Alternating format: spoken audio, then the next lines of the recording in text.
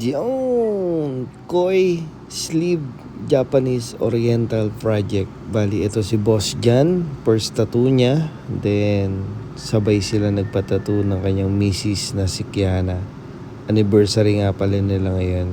Couple tattoo banding from Commonwealth.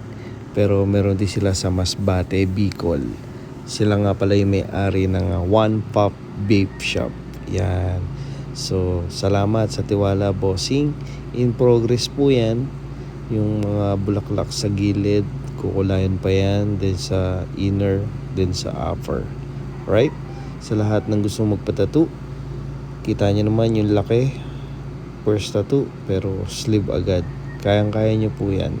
Happy Sunday and be my next client. Kuya! Thank you, Lord.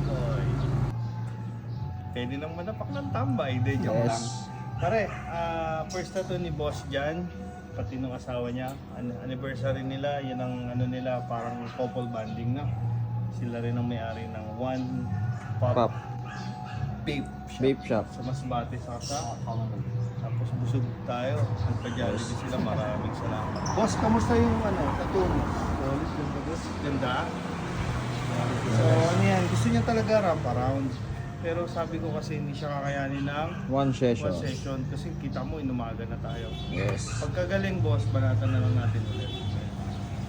So, ano experience mo sa first tattoo? Kaya naman? Kaya na. Pero medyo ano Sakit na lang. Inabot kasi yan dito eh. Pangit kasi yung half sleeve na bitin pare. Kumbaga dapat yan. Ano? So, happy Sunday sa lahat ng gusto magpatattoo. Our shop open 24. 7. Thank you Lord. And Who's next? boss mo naman, salamat. Thank you pa. Nayayain si boss.